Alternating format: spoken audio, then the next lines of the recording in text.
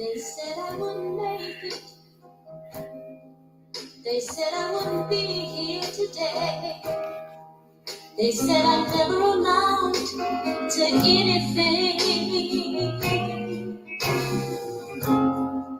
But I'm glad to say that I'm on my way. And I'm growing more and more each day.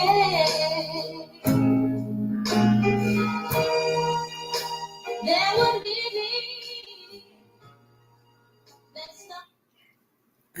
Good afternoon. Good afternoon. We want to welcome you to Tell All Podcast.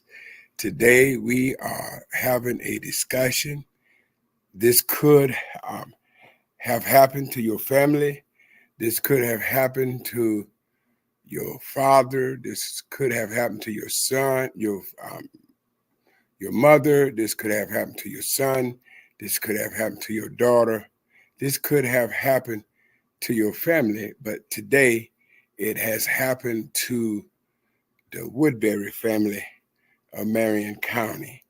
On last week before last, there was something on News 15 News, and I had an opportunity to look at it, and it just shared one part of the story.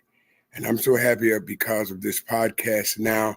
I enjoy just talking with different families, different things that's going on in our city or in our county that concern us as the people.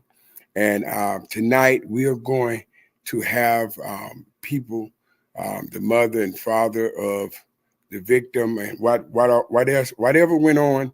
We're going to hear the story for the first time tonight. And we're going to have, I believe, Sister Williams. They're going to introduce themselves, and they're going to, after introducing themselves, they're going to tell whom they are and what's going on with their family, what's going on with the Woodbury family, and they would like for the citizens to know. But before we get into that, I would like to remind everybody that on Tuesday, you need to go and vote, please. No matter what you have to do Tuesday, make time to go vote. Get up early, go and vote. Go vote before you go to work, vote after you go to work. The polls open at 7 a.m., closes at 7 p.m. So you have 12 hours to get your vote in. Your voice cannot count unless you vote. But at this time, we are going to bring in our guests, and as we bring in our guests, we're going to have each one of them to introduce themselves, and then we're going to have them to speak on what's going on right now in their family, with the Woodbury's family. Okay. First, we're going to have Miss Woodbury, and we're going to have her to introduce herself, and then after introducing yourself, we would like for you to share your story with us, everyone of Marion. Hello, good evening. My name is Erica Woodbury, and I have here my husband Chris Woodbury. And what happened on August 4th was it was heartbreaking to our family, to our son Chris Woodbury Jr. And what had happened was he was leaving his grandmother's house, which I think is on, I'm not sure if that street is Bobby Gerald Parkway, but he ended up on Bobby Gerald Parkway. So what happened was he was leaving his grandmother's house. That was on a Sunday, approximately 2:30 or something like that. I have to look at the report and see what the time was. I think he put 1,300 hours. So anyway, my husband had gotten a phone call while we were on our way uptown to Walmart, and it was his son's biological grandmother calling him, letting him know that the police had stopped him and he needed to get up there because the police had stopped him and had him in cuffs, saying that he had committed a crime that he didn't commit. So we were headed on. We detoured and went on to the grandmother's house. So when we got there, he was pretty upset. And when he was stopped, Officer Hurley of the City of Marion Police Department. When he stopped him, he threatened to tase him, not knowing if he had committed a crime. But what led to this incident? A call came into dispatch, and the call was from a firefighter in Marion, and he stated that a black male. It was actually two black males, because when you read the police incident report, the police incident report states on August 4, 2024, IPFC Hurley responded to the area of the old train station on Bobby Jarrell Parkway in reference to a breaking and entering in progress. Central Dispatch advised me the one subject, a black male, had on a white shirt and jeans.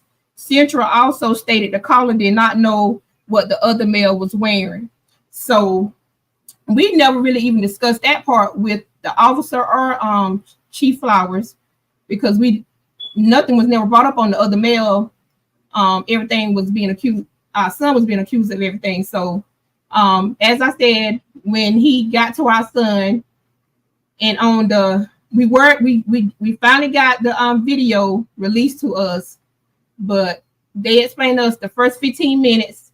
The first 15 seconds. 15 seconds is what now? Music. You don't hear anything the first 15 seconds. That's just how it works with them on the body cam. So but more than 15 seconds was lost, because when okay, he was already in cuffs. When the video came up, he was already in cuffs, but I need to really start from what was said to him. When Officer Hurley got to him, he had threatened to tase him. He didn't ask him. Let me ask you something. If you say 15 seconds, it only took him 15 seconds to get out of his car and put handcuffs and put your son in the back seat of the car. And that's what they're saying. Yes, sir. That's what they're saying. So obviously he never asked your son anything. Well, let me ask you this here. Do your son have any disabilities? Yes, he does. He's autistic, and he has some speech disabilities. So what you're saying, this is an autistic child. And when he first spoke with him, he should have known right then on the spot that it was something. He had some challenges. He had some challenges. He should have known that as soon as he spoke to him. On the incident report, I can read out the incident report. I can just tell you basically what it says. But from what our son told us, that he stopped. He told him to stop, or he was going to tase him. Okay, he never asked him his name, where he was going, or where he was coming from. And like I said, let me ask you this here. You said that they said what I can't understand is, how can you identify one suspect and you can't identify the other suspect? You can tell what one suspect had on, and they're running at the same time, they committing the same crime, and you're seeing two people, but you cannot tell what color the other person had on, and you can't tell if they was black or white or brown. Yeah, is that what you're telling me now? Yes, as I said. Okay, now before we go there, let's look at this here. Okay, they said he had on a white shirt and blue jeans. Yes, sir. Okay, now what did your son, the autistic son, what did he have on? He had on a white shirt and blue jean shorts, and he had on white. Okay, cool. Now what I want to get at, whoever called in said it was two blacks, and they said, but they couldn't identify what color one of them had on, but the other one had on a white shirt and blue jean pants. But now you're telling me your son had on a white shirt and short pants. Yes. So that don't even sound the same. Am I correct? Yes, that's correct. So that can't be the same. That cannot be the person that they described that broke in or whatever he was doing to the train depot besides CVS. Yes. Am I correct? Yes. Okay. So what kind of shoes did he have on? Shoes? What kind of tennis sleeves? What did he have on? Our son had on some white slides. So Officer Hurley wait, hold. You talking about something that looked like them flip-flap things? Yes, sir. Mm-hmm. So Okay, wait a minute. Now he's supposed to have committed this crime. Him and someone else. They don't know what color he was. They don't even know what color pants he had on, what color shirt he had on. They just don't. They know it was two people, but they identified one with white shirts, long pants. Now, when the police, how long did it take the police to get to your son? 2 minutes. 2 minutes. Now, when your son, when they stopped your son to ask these questions, where Okay. was your son located at? Do they got an address or where he was at, away Yes. from the train station there? Yes. Yeah. Okay. From the train station to where our son was at. Our son, it's a store on Jones Avenue called Omar Convenience Store. And it's a street behind Omar Convenience Store, which is still Bobby Gerald Parkway. He was right there when he was stopped. He was going to make his rent payment on Walnut Street. He was walking to Walnut Street to make his payment. Isn't that at least a half a mile away? I looked it up. We went to the scene where they said that the incident happened. It's 0.4 miles, which is a little over a quarter of a mile, right?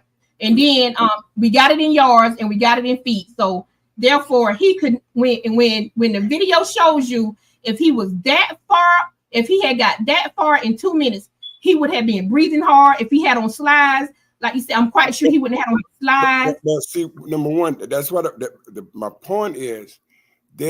I ran track, Mm-hmm. and just running with regular sneakers on is hard. Mm-hmm. Now to run almost a half a mile and not be tired, not be breathing hard, Mm-hmm. and run with slides on, and he didn't run out his slides, and he had both slides on. They should have known right then this couldn't have been the guy, And because he was had to tell him that whoever the persons was at the train depot left running, because when they seen the people, when they saw that someone saw them attempting to enter into the building, they took off running. Yes. Now, if the police got there within 2 minutes, there is no way that any police can say that this man, autistic, running with flip-flops could get that far. Yes, sir. I can't see that. I can't see that. Mm-hmm. Yes, And sir. they did no other police come at that time. No other police came. It just was Officer Hurley. So what they're saying, that when they caught your autistic child, they saying they got their man. Yeah.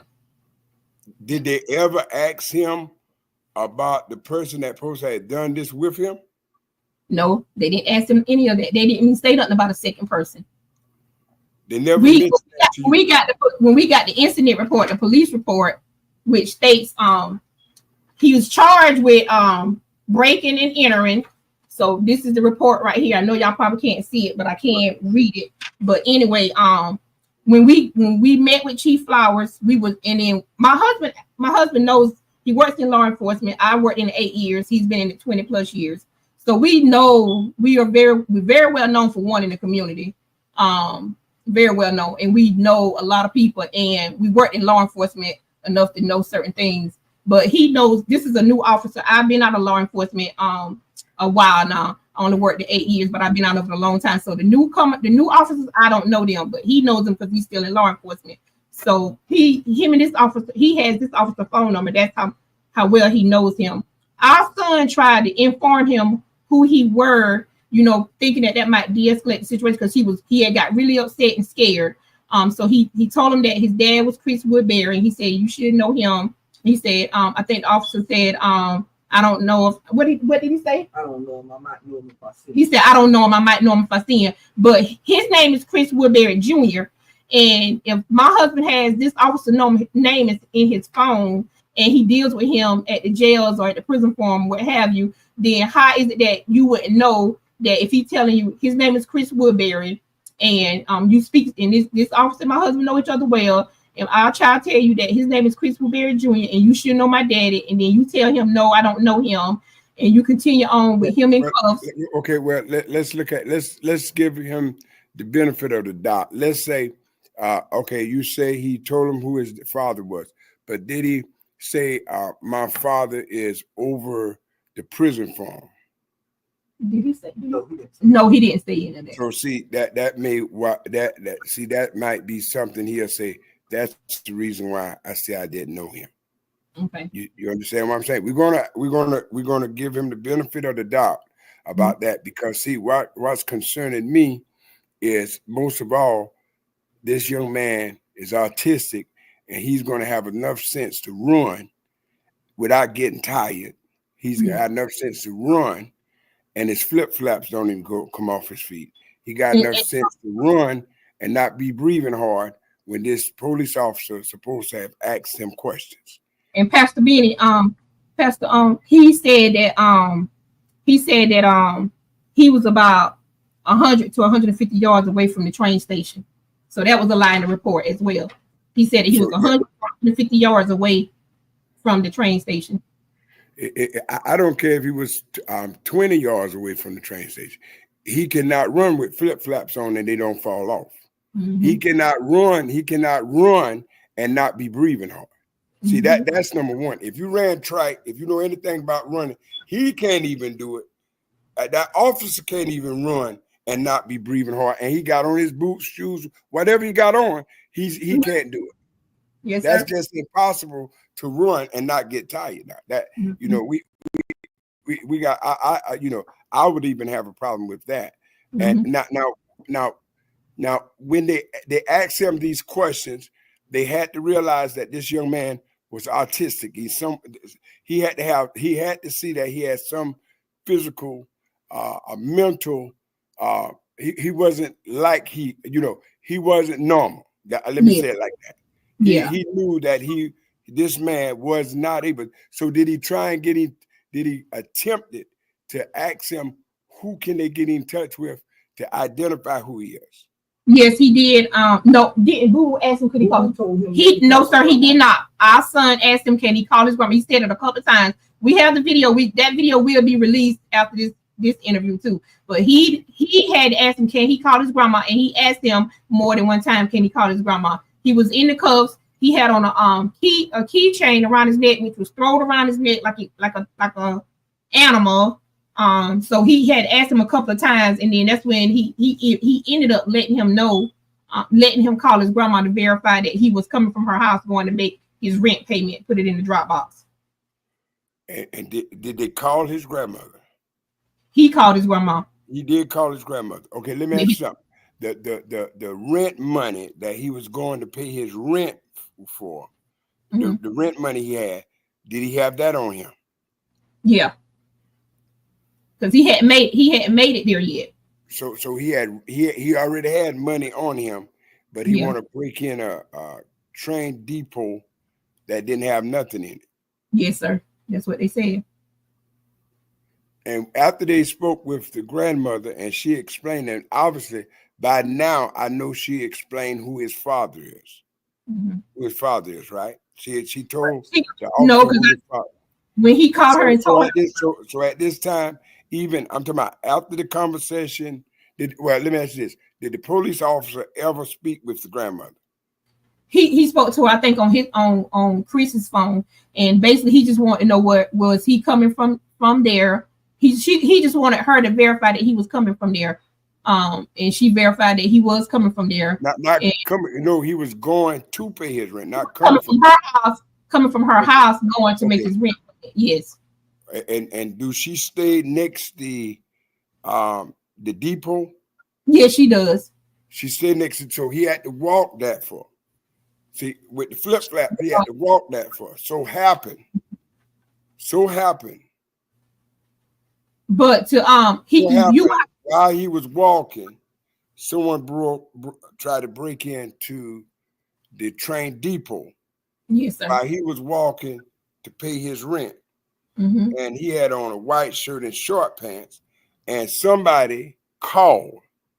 Why they can't call the person that called and ask them how could they see a white shirt and blue jean pants, but couldn't see the next person? Saw the next person, but didn't know what color they have on. But then when they caught your son, they just automatically say, we got our guy. That's what they literally were saying. We got our guy. It ain't no need for me to call for backup. Because obviously you just say he didn't call for backup. Yeah. And he just his camera was off for 15 seconds. But we know that his camera had to be off longer than 15 seconds. If he asked the questions, then handcuffs him, threw him in the back seat. You can't do all that in 15 seconds. He mistreated him before he cut his camera on. After he did all the bad stuff that he wanted to do to him and say to him, then he cut his camera on because he was already in cuffs.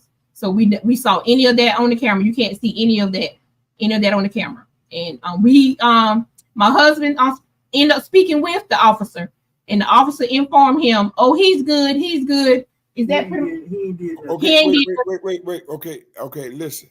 Now you just explained about the camera that's on him, right? Yeah. Okay. Now, any officer, any police officer, highway patrolman, they got a camera on their car. So the camera had to be facing the young man. Yes, and it sir. had to face the officer, even though the officer turned his camera off. However it went off. He walked to your son, but the front of the car had to be pointed at your son. Well, so how about the camera that's on the police car? That should have got it. The funny thing about that one, that didn't work. It wasn't working. Wait a minute, what didn't work? The dash cam on the car wasn't working either. What you mean it wasn't working? They said it was broken. It was broken. So if it was already broken, you mean to tell me the city police officers are driving cars now that the camera don't work? Yes, sir, they are. And when Ms. Shelley get in, you'll hear more in deep depth of that of all the information that we receive from them. That's going to explain more of what the city is allowing, what is going on in the city with these police cars and these officers. And so my husband did speak with Officer Hurley. And when Officer Hurley realized who he was speaking to, he informed him, "Oh, he's good. He's not in any trouble. He's fine." But by that time, our child was upset. We were upset that he was placed in cuffs, and did nothing wrong. So when did Mr. Woodbury, his father, Chris Woodbury, and yourself, when did y'all go get your son, or did his grandmother or did his mother go and get him? Well, he was already he already had made it back to his grandmother's house by the time we got there. We was coming into town, so we was actually we was at the Sawyer's convenience store right before you get to the city police department. So we decided to pull in the police station to get an officer, but then we said, no, let's just go to the house and then we'll call from there. And that's what we did. So when we got there, he was already at his grandmother's house. Okay, so why did he take the handcuffs off your son, or did he ever take your son to the police station? No, sir, he didn't. He ended up taking the cuffs off of him. But he had to call in to Central Dispatch and get the description again because he didn't know the description. So you will hear that you will find that out later on that he okay, wait a minute. So this is what you're saying. Whomever this officer is, he put handcuffs on an autistic child. Yep. After he put handcuffs on him, he was ready to make an arrest. Yes. Now he's taking the handcuffs and stuff off because now he don't know who the person is supposed to say did the crime. No, he continued to stay in the handcuffs while he called dispatch, and then he had to get dispatch to tell him again what did the person have on. Okay, but see, that's what I'm saying. So if because he stopped your son, he had to know this was the person. Yes. You understand? It ain't calling back to get a description. He didn't know. He had to call back. That's what I'm saying. So he didn't know who did it. Yes, but sir. He saw a black child. He saw a black man. He saw a young man, whatever color he is, brown, black, white. But he just saw a white shirt and short pants when it was a white shirt and long pants. And he just decided this is our guy. He didn't call for backup. And he just went on here. He didn't even call back. He didn't even call back to dispatch to say, "Hey, listen, I see a young man. He can have on a white shirt, short pants. I believe this could be the guy. And they could have easily said, no, the guy going to have on a white shirt and long jean pants. And he also asked dispatch. Our son had on white slides, so he asked dispatch, did the suspect have on white slides? Dispatch told him, I think, to hold on for them to check back with the person that made the call, which was one of the workers from the fire department. And they and then dispatch came back on and said he don't know, he thinks so. Even if he thinks so, if he ran, the slides coming off his feet. Yeah. If I want to get away from somebody, I'm getting them slides off my feet so I can just run barefoot. You know, you understand what I'm saying? So even if I didn't want to take them off, if I start running, they're going to go off anyway. Mm-hmm. So I'm not, so right now, this officer stopped the young man, put handcuffs on him, put him in the back seat of the car. Nobody came working. He never put him in the back seat. He just kept him standing outside of the car. Okay, kept him outside the car. But what I'm saying, he drove up to the guy, the young man, got out of his car. His body cam isn't working, and neither the police cam working on the car. Yeah. Now I can't understand how can both of these, the camera on the car or the camera on him, both of them is not working. And you mean the chief of police knew prior to this that the camera on the car wasn't working. So yes, that sir. means that we don't know how many cameras that's on police cars right now in the city of Marion that isn't working. Yes, sir. So at any time, they can do whatever they want to us. Yes, they can. That's what it's saying. Okay. And how many more? I'm gonna say it, and like I said to Chief Flowers, I'm gonna call it as it is. I'm a long way from being prejudiced. I have white friends. I have all races of friends, and it's some of them that I love so much. I stand and go through battle with them. So it's nothing about race, but I'm gonna call it like I see it. It was the first black person that he saw. Then he accused him of that. He racially profiled him. Yes, he did. Oh, now listen. That's why I got this could have happened to your family, but it happened to the Woodbury's family. It happened to me.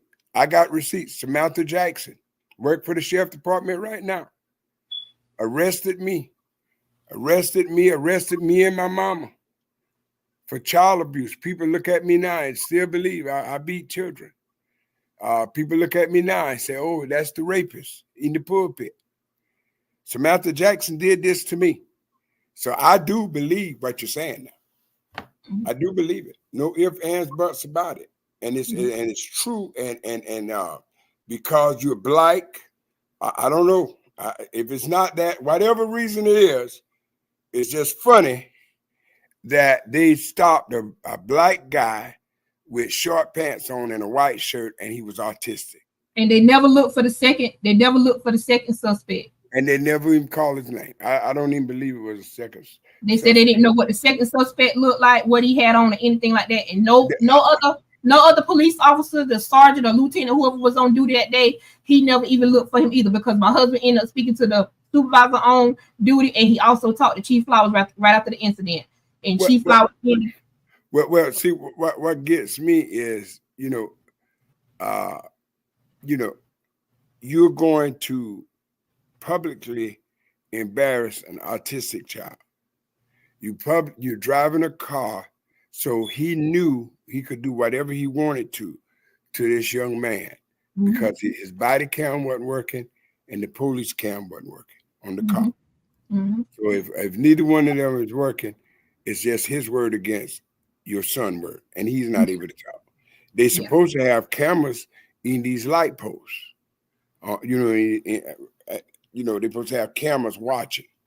When there was a camera in the light pole beside where they stopped your son at, because Jones Avenue is known for drug area and places where fights and killings has taken place. So they got some type of cameras there. Now that might be our problem.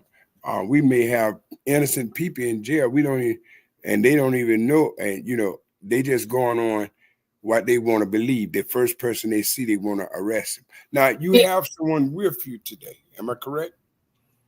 Do I have? You have a young lady with you today, right? Yes. Yes, sir. She's the National Racial Justice Network. Okay.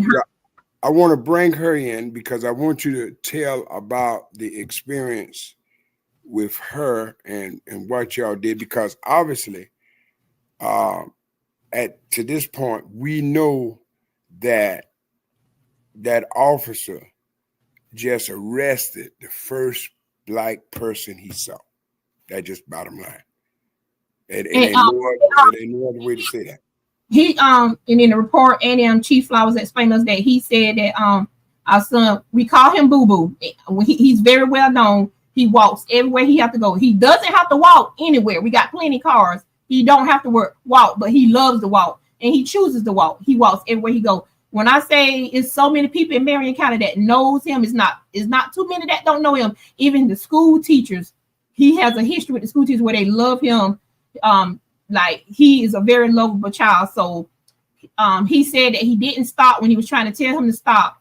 But he is the type of person, he's autistic. Most autistic kids is focused on what they're focused on. They're not really going to pay most time you no attention. So he was walking, minding his business, and if the officer did tell him to stop, he didn't do anything wrong. So of course he was going to keep walking, minding his business. And that's where the part come in. You don't stop, I'm going to tase you. And from what the report said, he stopped. Yeah. Heard that part. Because, hey, listen, if I'm walking down the road and I didn't do anything, well, I'm gonna stop for. Mm-hmm. I'm not the one you're looking for. See, we give up our authority. This is what's happening. He gave up his authority. Because see, if you know you didn't do anything, you ain't got no reason to question me. Mm-hmm.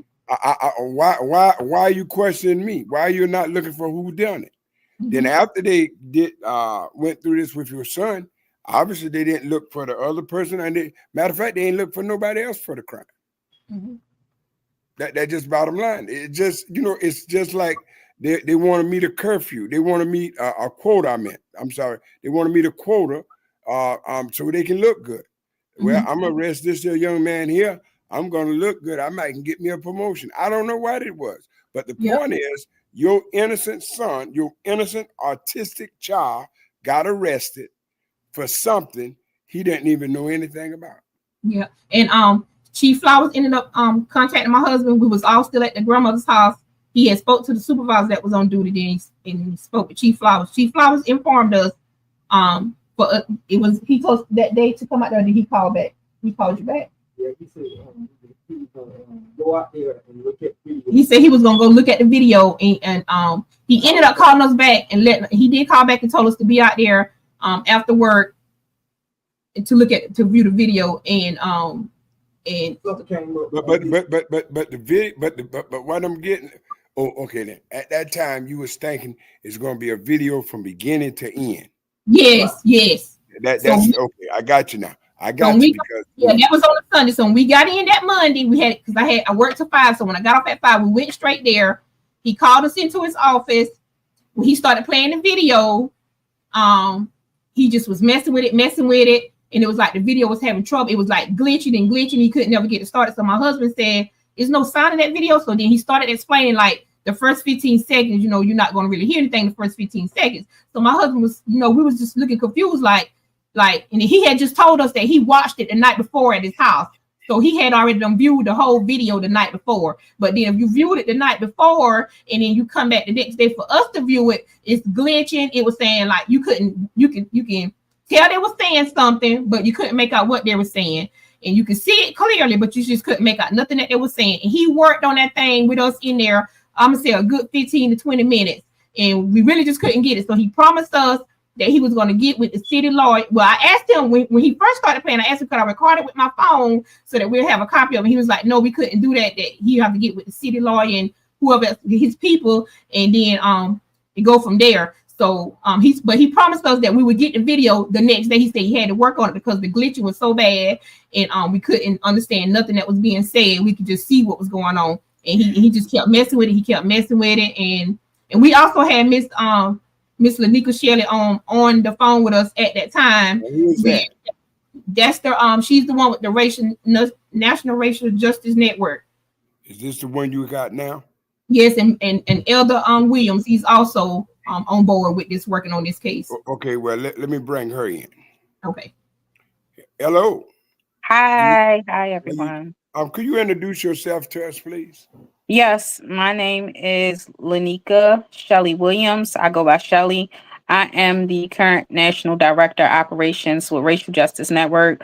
I'm also CEO of the Bounce Back Queen and For the People Advocacy Group. Okay. I am the Woodbury's advocate, and they got in contact with me the same day that they went to go see Chief Flowers. So I had advised them, we had a discussion about everything that transpired. I had told them my thoughts of the situation, because if you ask me, it sounded like the officer just stopped the first Black person that he saw. And while they was, telling me the story between that and what transpired with the visit between Chief Flowers, I could see that there was lots of procedures and things that was not being followed properly. So when the Woodburys had set up the meeting with Chief Flowers, he had no idea that I was on the phone. So when they came, when the Woodburys came in there, he was his tone was very familiar. And once Erica said, it's good to see you, but we also have our advocate on the phone. And once she told him we have our advocate on the phone, and I said my name and I introduced myself the same as I just did here, you could hear the tone. His tone changed. And I explained to him, I don't come from a place of contingency, but I want to come from a place from resolution so that we can get, some resolution and justice for not just their son, but their family. Correct. And to clear up. And I had questions as well that I like to ask, I'm very thorough and I always like to get both sides. I'll pull records.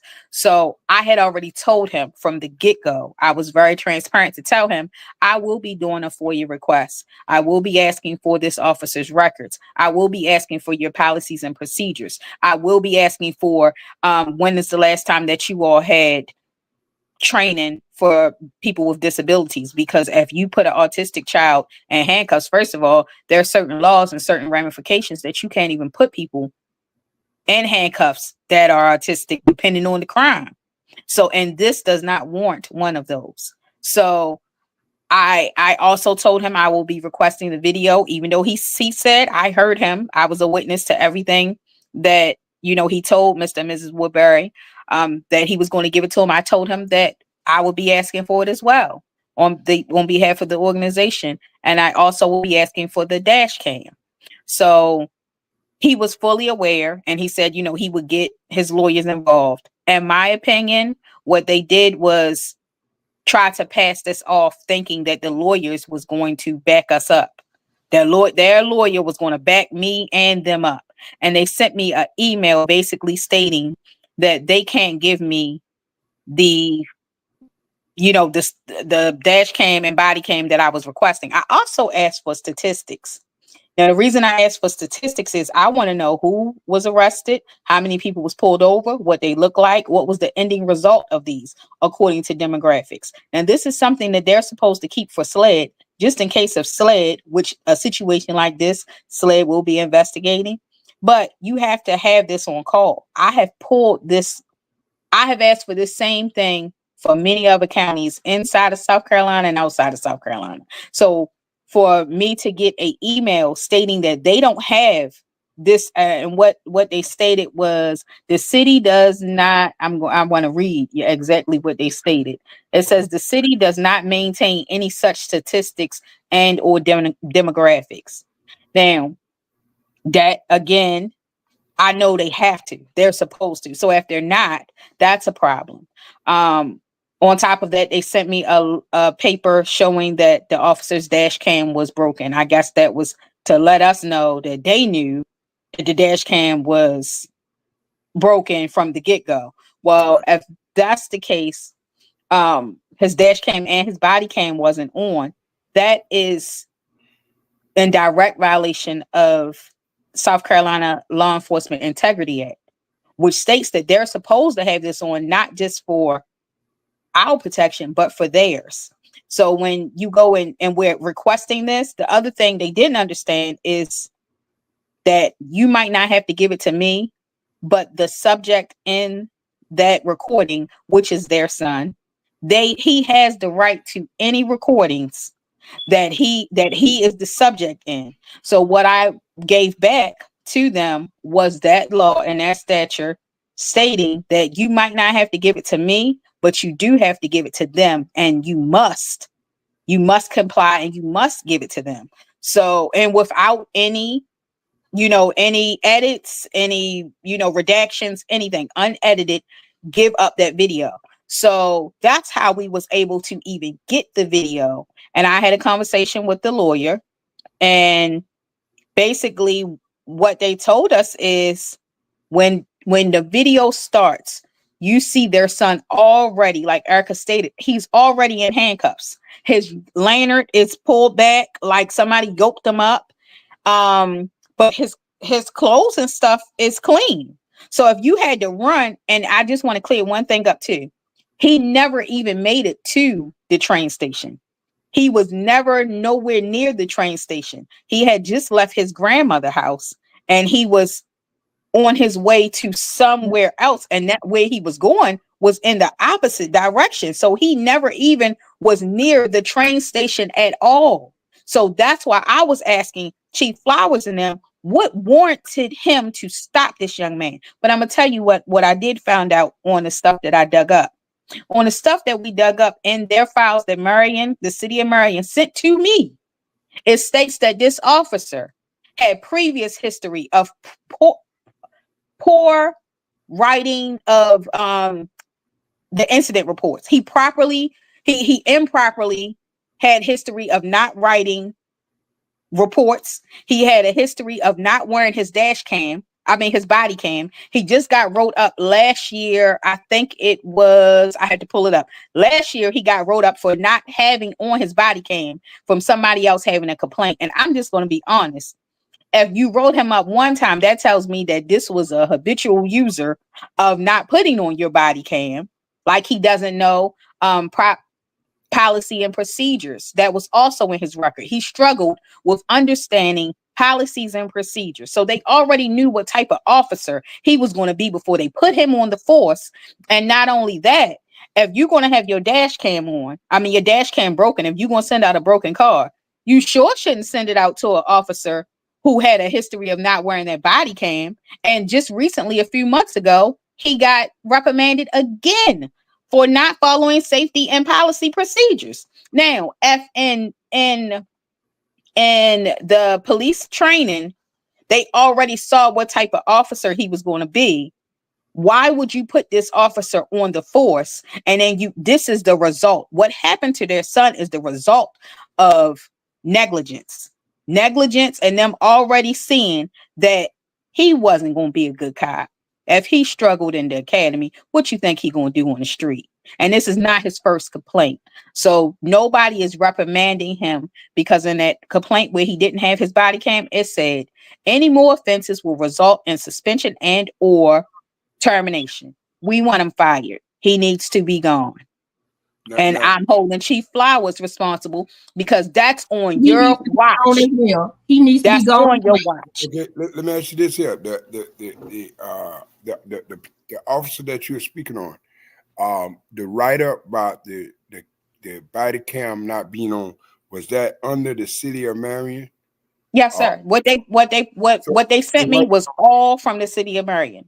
So this same man has been written up before by the chief that we have now, Chief Flowers, multiple times about this camera on his body cam. Yes, sir. Okay. Well, let me ask you this. This is important. The man that stopped your son, Miss Woodbury, was he black or white? He was white.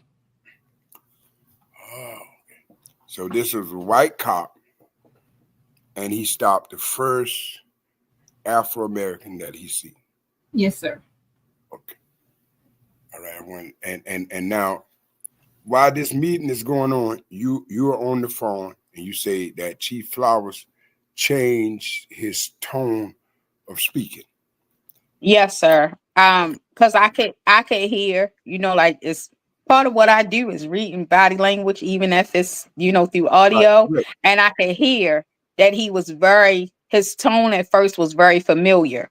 Right. He was borderline uncomfortable. I'm just gonna say it. When he knew I was on the phone, I couldn't see him with my own eyes, but his tone, I could hear he was uncomfortable because he assumed that the Woodburys was gonna come by themselves. Because Right. I don't like to always tell people when I'm coming, because that way I get to see the real deal. The elements of surprise. Yes, and you get to see what's going on, because you can't prepare for me. How a person going to be, because they wasn't expecting you. If they was expecting you, they'd have been more prepared than they were. That's exactly what I'm saying. People like to try to prepare for me, so that's why I purposely didn't. Don't tell them anything. I'm just gonna be here, and we gonna go in here like this. But he didn't know that, and when he told them to come.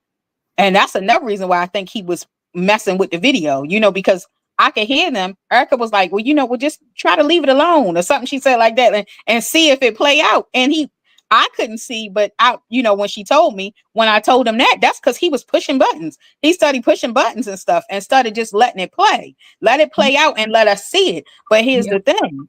Once we did get it, that their own attorney told me and Mr. Woodbury on the phone that he reiterated that whole 15-second thing. So that's why when the video first come on, you can see their son, but you can't hear anything. And it's a while that you can't hear anything, and then the audio kicks in. So he said the attorney said, "Go ahead." Let me ask you something. So when the son came in, was it off of the car cam or the body cam? It's on the body cam. Nothing. We have never received anything from the dash cam because they keep telling us that it's broken. And so we have never received anything on the dash cam. So when it did come on, was the officer walking towards the young man, or he already had the young man handcuffed? No, he was already in handcuffs. He had the young man up against the car, up against his patrol car. And the front or the back, kind of like the side, kind of like the side. Yep. And you could see that his lanyard that he kept his key on was kind of thrown behind his neck. It was behind his neck on his back, and he looked kind of disheveled. And he was already in cuffs. You could see that, he was just confused. Yeah. He was confused. He didn't understand what was going on. So you hear the officer start talking, asking questions about, well, if you call your grandmother, that's when he started calling the grandmother. So he had time to stop him. He threatened to shoot him. He told him if he run, he was going to shoot him. He threatened to shoot him. He threatened to tase him. He did all this stuff. He didn't threaten to shoot him. He threatened to tase him if he ran. And but he didn't. He wasn't going to run. He just was walking as he was going. He was already going. He didn't have to stop. Yeah, that was his right. He didn't do anything. See, if he didn't do anything, why I got to stop for? I didn't do anything. And our son said that he told him when he pulled up, the first thing he said, "If you run, I will tase you." In his report, it doesn't say that. He said that he's making it look like he's asked him to stop more than one time. But our son said no. When he pulled up to him, the first thing that he said, "If you run, I will tase you." Okay, Miss Erica, let me ask you this here. I know where the train station at. I know it's right there. You have to come down that roadway there. It's adjacent to the CVS. Wait a minute, where the Marion Star used to be at. Yeah. You would come down that road or the road between where the CVS is at. Now, to them two roads, I know where you're talking about. I wish that if I'd have known this prior, I would have asked you to get those two roads named. The name of those roads. I have all the information. I have the information. Okay. I What I have want to okay, but what I want to ask you, where do his grandmother stay whenever we're looking at these two rows? Where do his grandmother stay at? What okay. when like I'm saying, because the reason why I want to get in my mind now is when he left his grandmother's house, did he ever have to go that far up? No, sir. Okay, I didn't get I forgot the name of the grandmother street, but I got the Bobby Gerald Parkway and where he was headed to, and then the Jones Avenue where the store was where he was standing at. But there's where the train depot station is. Correct. There's an old church. There's an old church. It used to be a blue and white church. Correct. I know where that at. Okay, then you know from there is some houses on that same line. His grandmother's house is probably like the third or fourth house on that line, close to the Heritage Sportswear old facility. So he didn't even have to come that far. So that's why he was almost to Jones to the store. Yes. He was able to with Heritage what the name of that Heritage Sportswear. Where they used to be at, he was able to just walk across the field and keep on walking. Yes, sir. Yes, sir. He was coming across the field. So he never was up next the train depot. He didn't have to go back that way. He didn't have to go that. That's what I'm saying. See, all he had to do is cut across the field. Yeah. He was in the section where they call the Ponderosa. Yes. That's right. And where the Ponderosa is at, if you going to Miss Ann Burrell's office, that's across the railroad track. That's next to the store. So you don't even go up that way, no way. No, you can just go across the field. Because yes, sir. He'd had to walk all the way around. But, and for him to have on shorts, it had to be hot. So I knew he wanted to get there and get back, regardless of how much he loved to walk. So he had to cut across the field. So obviously, by the time the police came, he could have just been getting on that road to go to Miss Ann Burroughs walking on the road. Yeah, so that's why he didn't feel though he had to stop. Why I'm stopping for? You understand? So now y'all in the meeting with the chief of police. Yes, sir. Okay. Did you ever, you and your husband, with the young lady on the phone, did you ever look at the video in the office?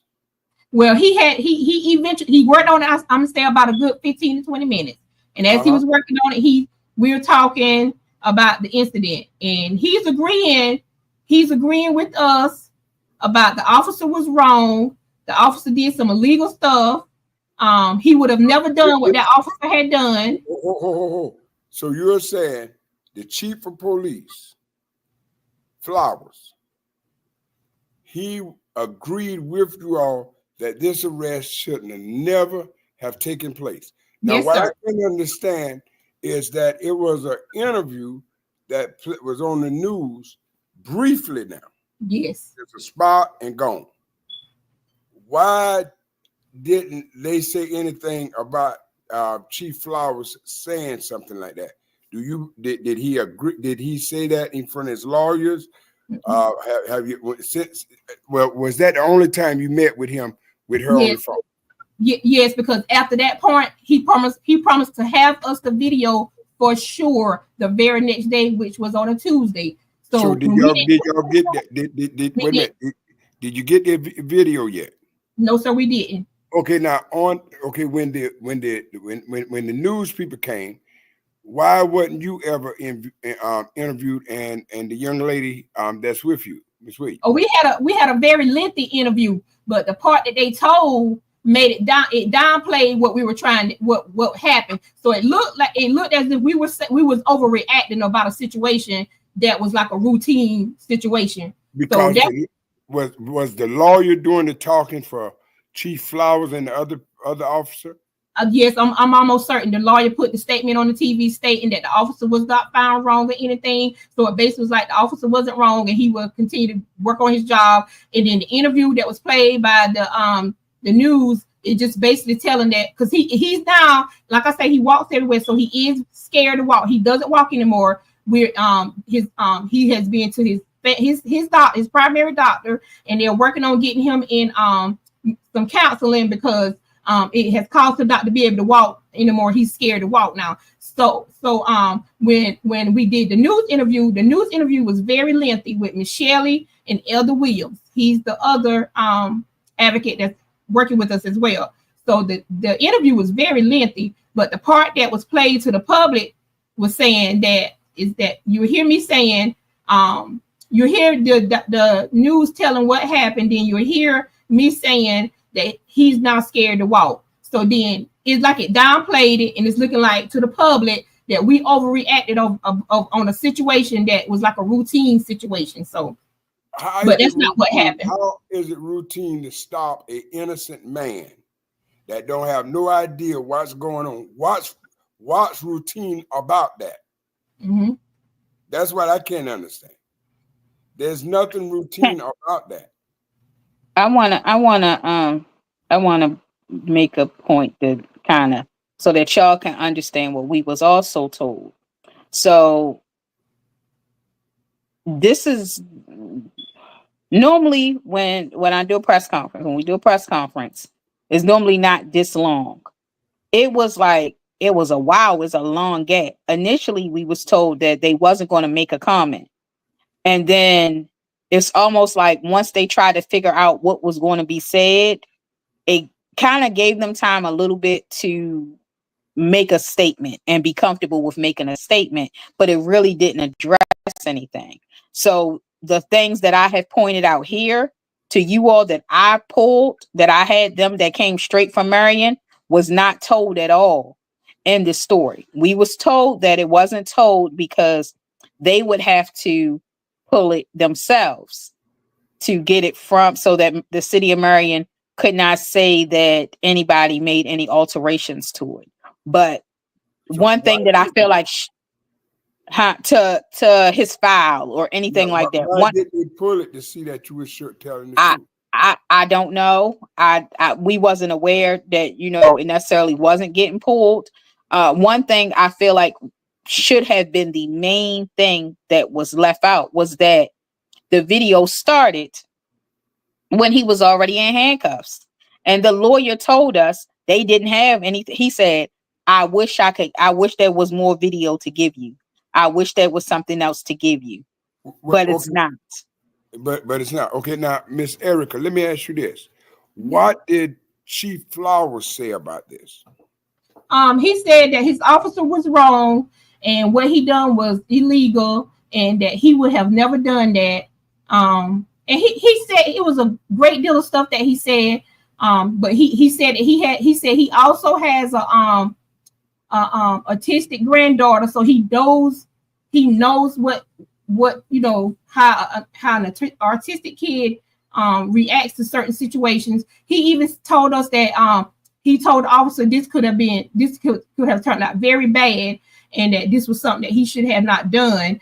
So he said that he did inform me that this could have turned out way bad because he was autistic. He said he told the officer when he first spoke with Chris that on the spot right then he should have known that there was some challenges with him. So basically, Chief Flowers was riding with us on our side. He was very sympathetic in that meeting.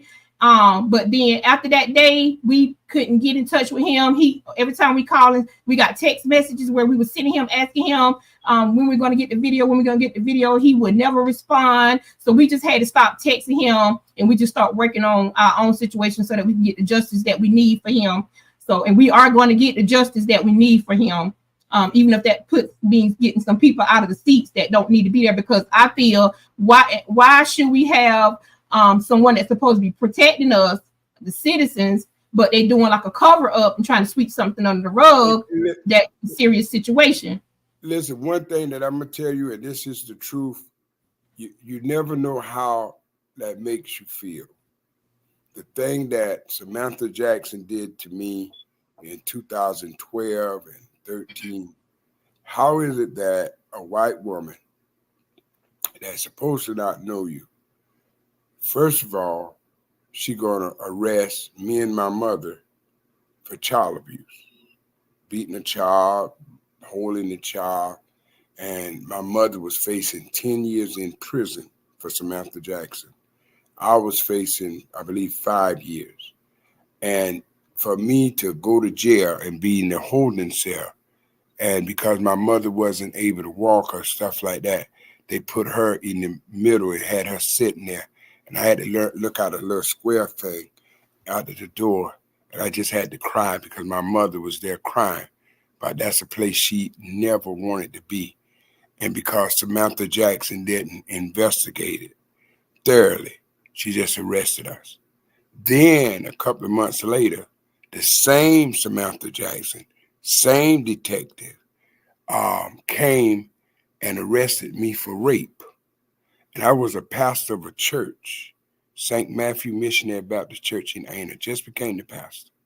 I was trying out for the church. In January, they made me the pastor. In February, Samantha Jackson had me arrested. And she had someone, had me and my mother arrested. I already was arrested for the rape. And the same, and where the incident happened at, all she had to do is go ask the owner. She didn't go ask the owner. She never spoke to the owner. The owner could have got it cleared up, but she decided not to do that. And then right in February, right when I became the pastor of the church in January, right after the first Sunday in February, they told me to come to get my stuff out of the car at the police station, and they arrested me at the jailhouse. And when I walked in the jailhouse, they arrested me. A man came in, and he said, Samantha Jackson is going to come and speak with you. I said, okay. Then when we went to the bond hearing, they're going to say, well, Samantha Jackson said that you had a lawyer. That's why she didn't come. Now, how am I going to have a lawyer? And I didn't know I was about to be arrested for rape. Are you following what I'm saying? I stayed in jail all night long. I stayed there. That part of my life, and at the church that I was to, I was hoping that they wouldn't get rid of me. And they was voting on me. And they said, we'll see what's going to happen. And one of the young men there, he said, as long as y'all have a rapist as a pastor, I refuse to ever step foot into this church. No matter what happened, Samantha Jackson still have her job. After about 3 years, 2.5 years, they wouldn't tell me. They sent a lawyer, they sent a fax to Thurman Brooker, my lawyer, attorney Thurman Brooker. And they said, tell your client all charges been dropped. After they reckoned my life. No matter where I go at today in Marion County, there's somebody saying, that's the preacher that raped the girl. That's the preacher that beat the child. And I was listed as autistic when I was in school, and I'm an epilepsy. And I know how that affects you. And if you don't have a strong mind, if you don't have a strong determination that your son will never walk those streets again, because the only thing is in your son's mind now is that I'm going to be arrested for walking. I'm going to be arrested for minding my own business.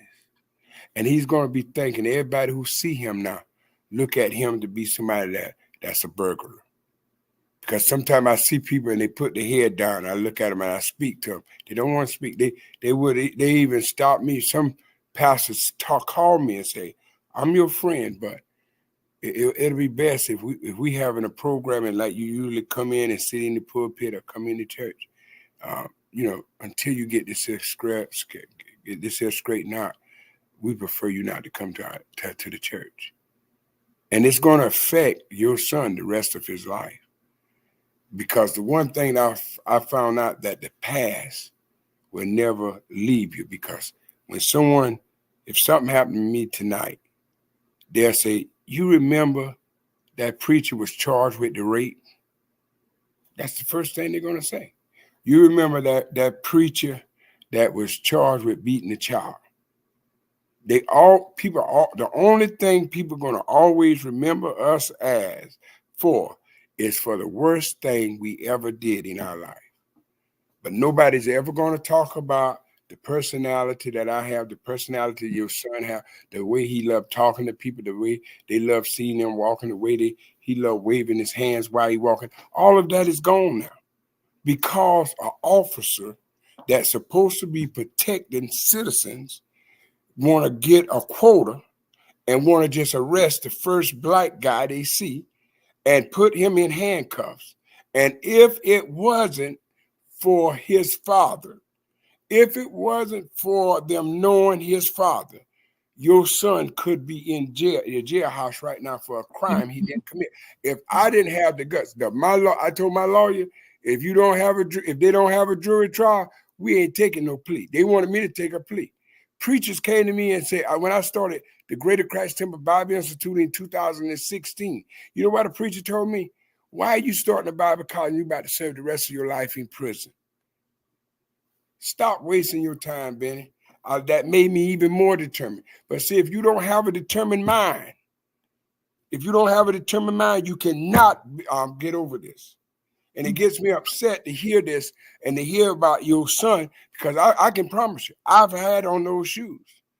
And I'll make sure you call the solicitor office to make sure that they didn't put it on his records. Because I'm going to tell you something. I was wrong. The reason why I'm saying this here, because they dropped the charges. See, it's real easy for them to put the charges on us. And I called and I said, why is this rape still on my record? And that was about 3 or 4 years after it happened. And they said, oh, we got to remove it. If you never call to check on it, it'll stay on your son's record. I'm telling you, that call will be on your son's record. You call to make sure nothing is on your son's record, because if you don't do it, it's just going to sit there for the rest of his life. And Chief Flowers also told us that he was going to take that right out the system, but he hasn't contacted us and informed us if that was. You don't have to contact you. Call the solicitor office and tell them you calling for, whatever your son is named, and say you calling about his record, say he's an autistic child, and I want to make sure he was falsely arrested, and I want to make sure that it's not on his record, and have them to pull it up. And when they pull it up, they'll be able to say, I pray for your husband, because he's the director of that prison farm, that he never allowed any of them correctional officers to take advantage of any of them inmates like this. Because I don't know how many blacks and white kids that's making time now are on probation or parole for something they didn't do, but because they say we'll make a deal with you, they went on here and took the charge so they can make their quota. And that is not right. Now, I understand that you're saying that Flowers said these things, but just as the news people, and just like I am today, and just like the young lady might be, but we don't have any proof on what Flowers said, if Flowers said that. I cannot say that he said this and he didn't say it. See, it's just your word against his word, because of the fact, he didn't have no camera in his office, so we don't know what he said. Yeah. Yes, sir. I do have hard proof. And in the beginning of the I have a recording of the meeting that we had. So yes, I do have Chief Flowers of everything that he said in person. So what are you saying? Even when you told him your lady was on the phone and everything, he said all this. He said all this in front of her. Yes, sir. Okay, so you saying it's a 40-minute recording, and like I say, at least 15 to 20 minutes of it was him working on trying to get the video started. But I can't play that. I can't play that recording, because to the citizens, we were made look when a lawyer made that statement and posted that on the news. It downplayed what was going on, and it made it look like we just that we just took something blew something out of proportion, and we didn't. It's a serious situation. But I do have a recording of him, and I can play it for the citizens to hear what we're dealing with, because now we haven't spoken to him. We don't have any information still on if this officer was reprimanded or anything. He hasn't called us to discuss anything, nothing. Nobody from the city of Marion that deals with all of this no one has contacted us but I would like for them to hear their chief say the things that he said. Okay, can I say one thing? Yes, I ma'am. want to make a point too, that this report that we're speaking of, the officer wrote after he found out, after he let him go, after he knew that he was not the suspect in question. After all of this, after his story checked out, after all of this stuff, he still then and went and wrote a report after the fact and listed him as the suspect. So I want that to be known too, that this report that we're speaking of happened after he knew all of this, and he still took it upon himself to go and write a report with their son name on it, listing him as the suspect, knowing full well that he was not the suspect. Well, see, because he's black, and they didn't think that Mr. and Mrs. Woodbury was going to read the report.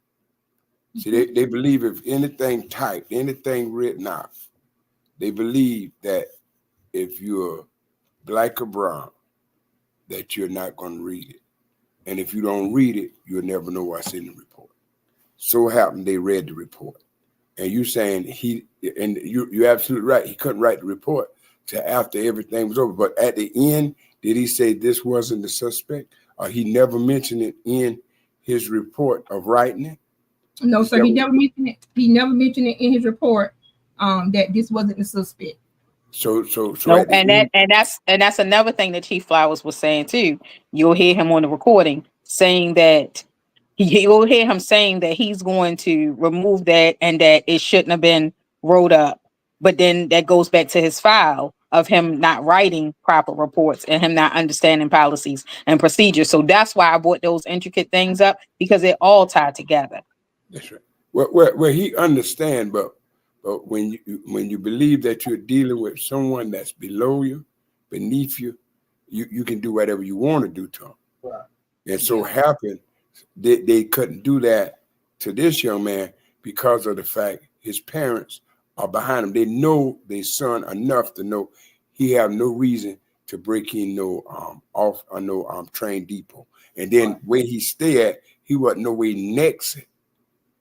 You know, you see that's why it's not making sense. That's why he was where he was at. That's why he wasn't tired, because he never ran. Mm-hmm.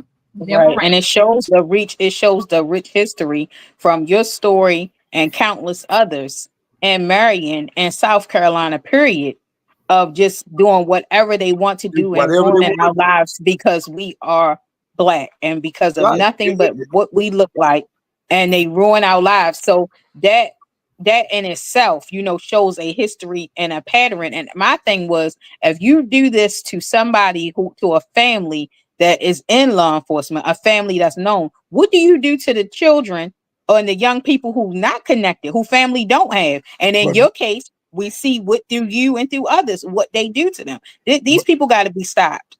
But the thing that I want you to know, prior to them stopping him, they didn't know who he belonged to. Mm-hmm. All they know is he was Black. Right. All they know is he had on a white shirt. That's it. Exactly. He didn't take into account nothing else. It was nothing else important. Now, exactly. I asked him. That was the reason why I asked him the time that it came in and the time that the call, that he stopped him and the time that the call was made. Because, like you said, we are fast, but how could he get there that quickly with no, with flip flops? And all his stuff is clean. If he took the shoe off, you would have dirt. Breathing hard, any of that.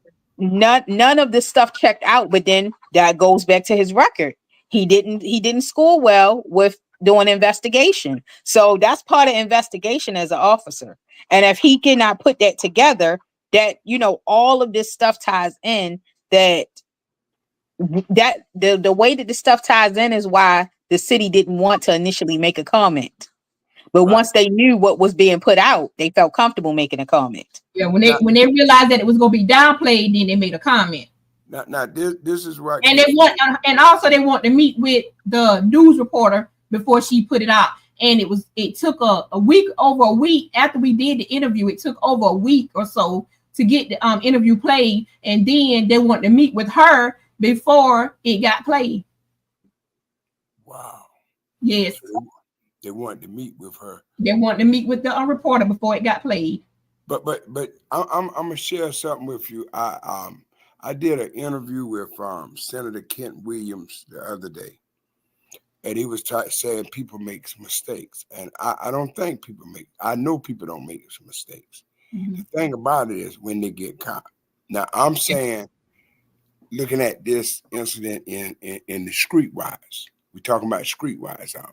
What was beneficial to the Marion police force with this man?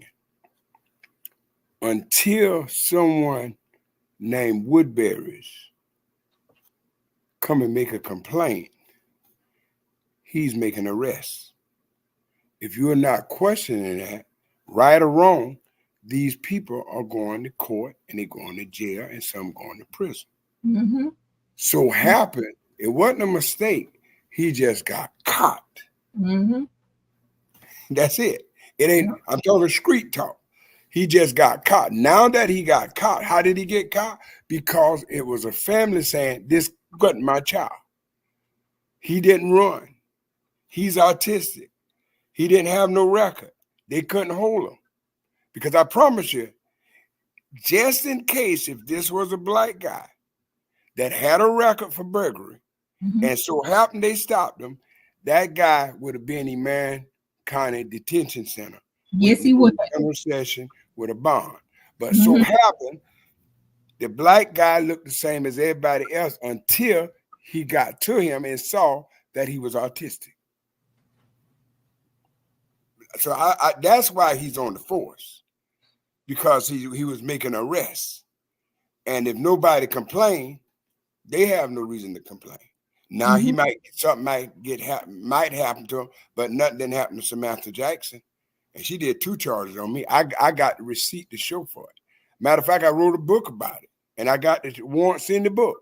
And then when I wanted to run for office of mayor, guess what? Somebody paid this black woman to get on social media and say I made an advance at her daughter on Facebook at 5 a.m. in the morning, and they put I put the text up there where I say, "Have a wonderful day." I was trying to get people to become my friends so I can have 5,000 friends, so that I can, when my book come out, I can share it with all 5,000 friends. And all I said was, "Have a wonderful day, and I hope your day I hope your day be as beautiful as you." That's it. She said I made sexual things, and everybody, even people that know me, oh, he always been a predator, running after young girls. He messing with these young people. He got to go to jail. He ain't no preacher. He ain't this. But guess what? When all of that was proven a lie, nobody said anything. But guess what? When it was time to run for that office, they said we can't put a rapist in this seat here. Because why? They wanted to scar my name. They had my name scarred. And that's never going to live down. That's never going to go away. That's going to damage people for the rest. That's going to damage me for the rest of my life. I lost that church in St. Matthew because of these people. If it wasn't, I'd have been getting ready to celebrate 10 years that I've been the pastor at St. Matthew Missionary Baptist Church. And we was doing good. I didn't even never meant to come back to Marion. But they got me here because of what they did to me. And like I say, it's no mistake. It's just the fact that they got caught. Samantha Jackson did not get fired. She's still the head detective at the sheriff department. And the thing about it, the people didn't know she did wrong. Matter of fact, I was sitting in court, and the young man sit right there beside me and said, "Yeah, if I'd have been here, you would have never been here, Benny, because it don't make sense." But nobody was brave enough to go to that solicitor and say, "Drop these charges because this man is innocent. Let's give him an apology, a public apology." They wouldn't do that because you know why? I was a black man. She was a black woman. But let's do it the opposite way and let it have been a black man, a black lady arrested a white guy that was autistic and had epilepsy, and they'd have proved that they didn't do it. Would that black woman to have her job today? If it was a black man that did a white young fella like your son was done, would that black man have his job? If that was his daddy, and his daddy would have did that to one of them inmates at man prison farm, will he have his job today? If he did it when he was serving 20 years working at man detention center, would he have had his job today? No, he wouldn't. Criminal justice system isn't right. It's not fair. It's not fair. We'll never be equal. Mm-hmm. But even if they just treat us fair. Yes. Fair. But before they treat us fair, they rather destroy us. And then we getting power, and blacks getting power. We talk about one another and we bring each other down. And when they get back in power, they say, well, your brothers and your sisters have been talking about you. Why can't I? So see, we put a lot of stuff on ourselves, but like I say, we have to do something about it. Now, this tape that you say you have, do you already have it ready when you play it? It'll be directly on Chief Flowers? Yes, sir. Okay. Well, I believe before we have parting words, before you all have your last words, I think we should hear it so the people can hear it, so they will know that this is true. I'm going to put my camera closer to the ones that's looking at it on Facebook so that they can see it, because I believe that they need to hear this here. They need to hear we're asking for all y'all to share this video and let this get out, because what this needs to be stopped. We need to bring awareness to this happening to our black sons, our black brothers and fathers. We need to, it's a lot of y'all that has, you think that you can't, it can't happen to you, but it can happen. Just like it happened to us, it can happen to you. All they see is a black person, a black male. So it can be your father, your brother, your cousin, your uncle, your nephew. It can even be you. But awareness needs to be brought, and this needs to be shared, and it needs to be out what we are dealing with here in our town, in our county. All righty. We're going to get you right now. All right. You ready? Okay. Yes, I got it. Yeah, I'm getting ready to get it up now. Hold on. Get my phone on. Okay. All righty. And as I said in the beginning, you're here speaking a little bit briefly, but then you'll hear some quietness because he's playing with the computer trying to get the video to play. And I'm going to fast forward that part, and then you'll see where he eventually says, well, do you want to start first? Do y'all want to start first? Do y'all want me to start first? So that's where we can get to just that part. Now let me ask you this. And when he said, do you want me to start first? Is that when he's going to make the statement about the officer being wrong and stuff? It's going to be a lot said, probably about a 10 or 12 minute conversation, but it's going to get up to I would say about 10 to 12 minutes or so. But okay, no longer than that. Okay, and if it's too loud, I'll turn it down. Hold on.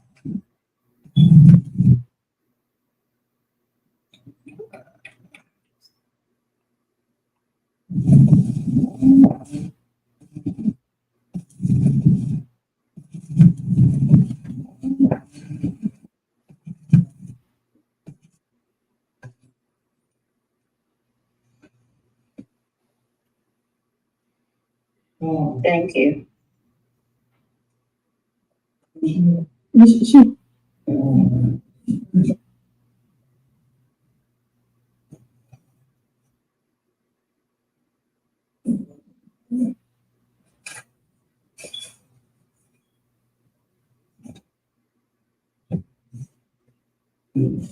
So what originally with me,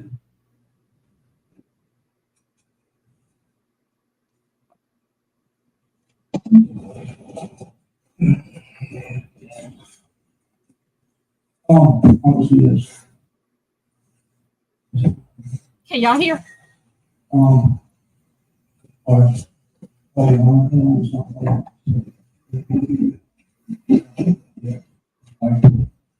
Do you mean talk about first? You guys can ask some questions first.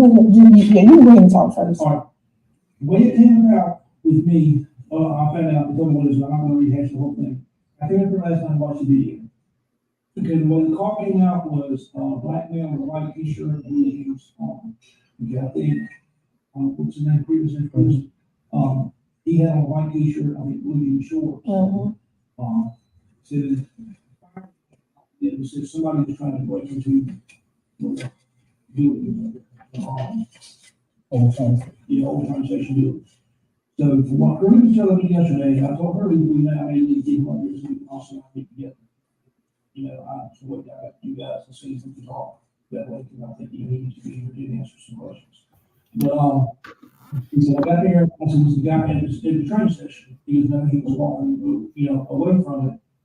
I said, so did you see him at the train station? He was just right here in the area walking from it, he was only on that description. I think he was, I'm gonna find out from Jessica, because we did have a witness that, she claimed to have saw everything when she realized who it was, she called us on yesterday.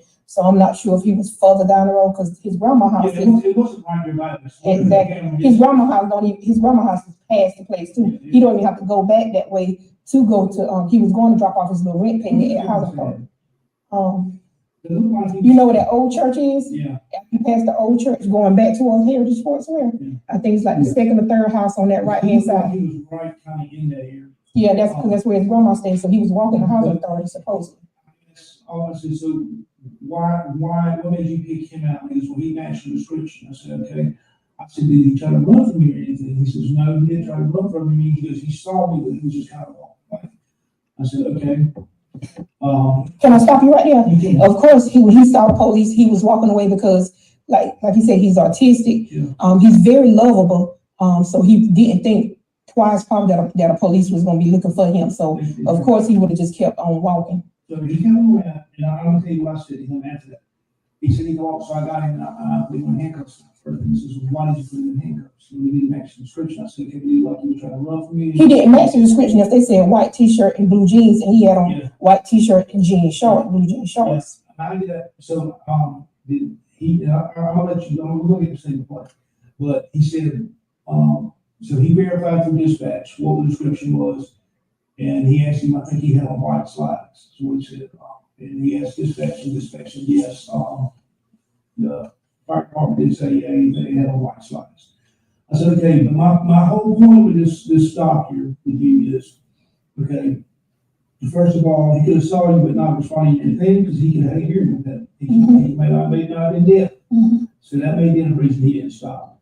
No, he didn't do anything wrong. I said, you gotta look at all that. I said, but first of all, my first thing to you is you detained him. It did appear that he was any kind of threat to you, or he was going to flee from you. We just matched the description. So that's where my first problem is. I mean, there's not like a threat or anything. It's not right there at the thing. I personally, I'm a Monday morning quarterback. I can tell you everything you did all right. I wasn't there. I said, me personally, I'm not putting the handcuffs. I said, we cooperatively, you can talk to us, and once you start talking to him, you can tell that, that he does have he's got some disabilities. So I got a problem with that. I said, anytime you see somebody who's suspicious, do you put them in handcuffs? And he said, yeah. I said, so if you got an 80-year-old lady walking down the street and somebody called her to be suspicious, you're going to put her in handcuffs. Got some on that a little bit. So I mean, there's going to be some disciplinary action coming behind this. But my whole thing is, I said, once you get handcuffs, once you've seen, the mental state we're dealing with, autistic or whatever, you need to take them in the handcuffs. I said, because, I don't know if you have like autism or anything like that. When they get restrained, That make it worse. It amplifies. Yes. And we've had training on this. I said, we got some issues here, and I'm not telling you what you did was wrong and what you did was right. I said, each circumstance, different things. I said, I can sit and watch this kid right here and see he has no threat to you. He's cooperating fully. I said, he even trying to make conversation with you. I said, I can understand a copy in the handcuffs. Well, once you talk to him, he even didn't tell him who he was related to. Yeah, thinking that he was. He showed him a picture. And my thing is, even if he says he's going to pay his rent, from the phone, I said, okay, if he's got a learning disability, he made a mistake in the building for the wrong building. He could have looked like he was trying to slip in envelope. It's not your right, that's what I was trying to put. I said, so you can look at all that stuff. I said, he's going to break in, he's not going to break in at 2 o'clock on Sunday afternoon. They don't do that at the time when you see him. So you got to think about all that kind of stuff.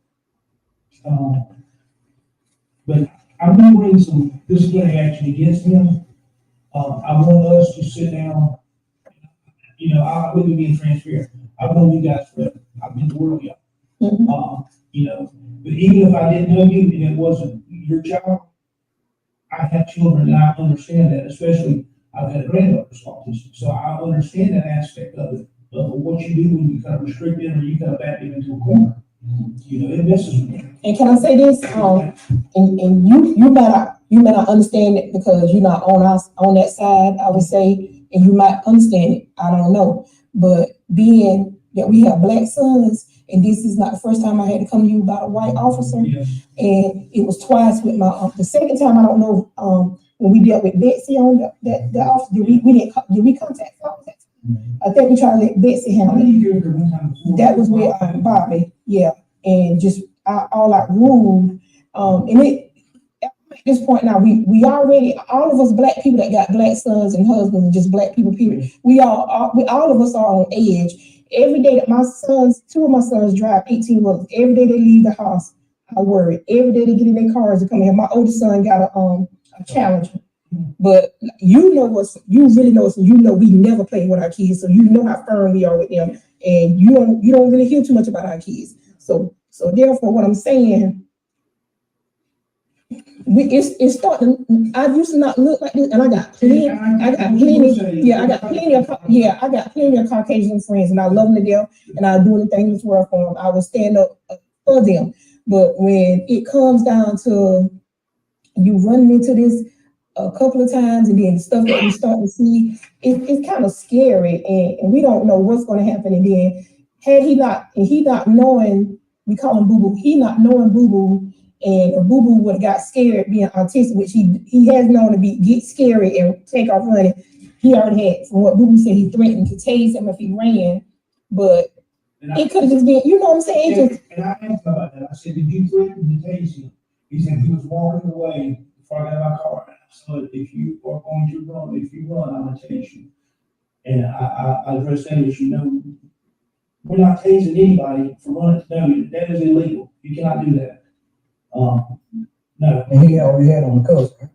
I can't remember if he had the cuff. I think Hurley said that he was driving up to him or something and told him if you run, I'll tase you. But and that's the thing. The cuffs or not. But he was running then. Yeah, no, But it's the thing of him saying when he drove up to him, that's the first thing come out his mouth. He should have been addressed as trying to get his information. Like I say, the first thing that, I'm saying I agree with what you said, and he did a lot of stuff wrong when it stopped. They could be bad. I mean, they said he has a seizure or something. His adrenaline pumping. He has a seizure. Or that died there. Right. It could have went bad. It could have went south quick. And he was something stupid. Right. Something that he really didn't need to do. Yeah. I mean, he could even stop there and I see this beer. He's not at the place. And did they even find anybody that appeared to be there? He saw somebody over there in the fire department. He didn't call the fire department. He said, "Did you tell the fire department to see this guy they're talking about?" And most people ain't gonna go. Not they're gonna call, but they're not gonna go. And then the black boys look suspicious with everything. So him just being a black boy walking, that was his first pick. And I'm gonna go with that.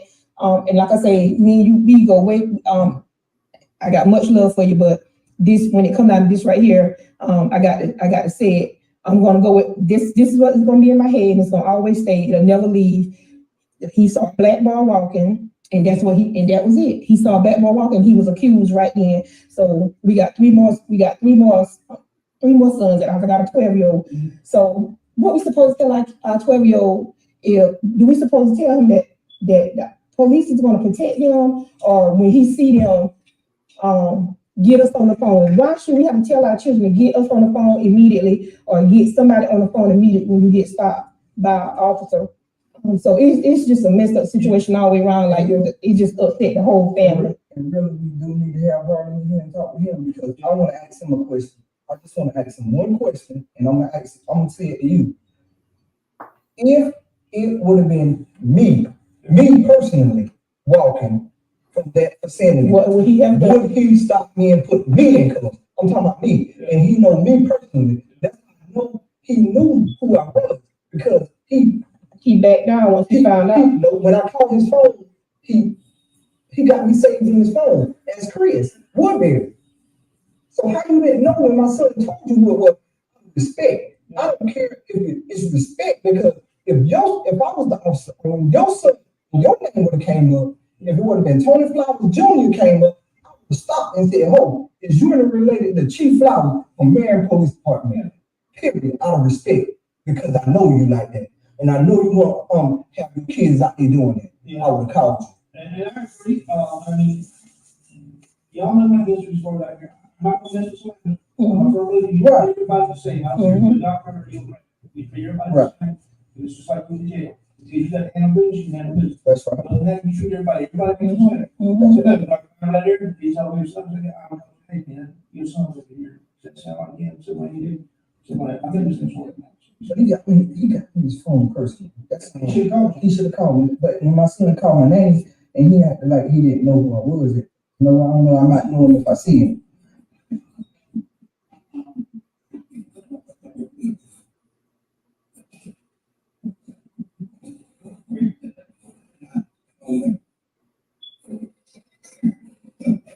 And you see when he okay. That's Heritage Sportswear. That's the other side of Heritage Sportswear when he was almost to the stop sign. Yeah, so he was nowhere near the train station.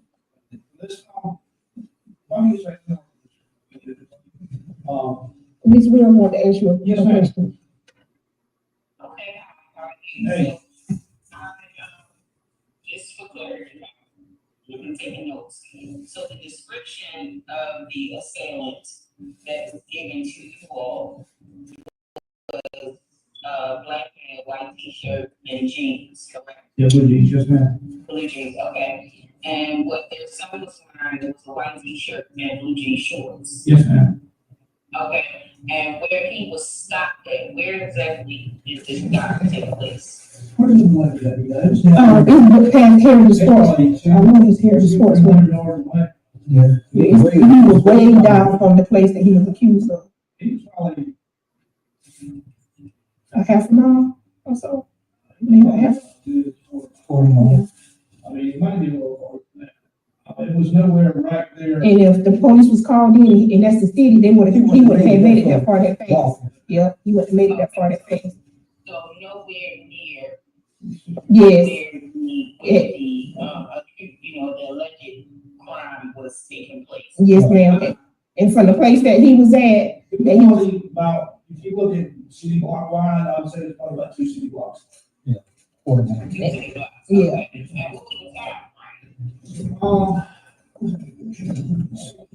The call came out at 1 o'clock. The officer arrived on scene at 1:04. He couldn't have made it. He couldn't have made it. Yeah, the officer got there at 1:04. Was dispatched out, so basically 4 minutes. And if he was trying to break in, he probably should have would have still been in that area. Yeah. Now, has your officers had anything They have had that, and I can get you all that information, we do have that.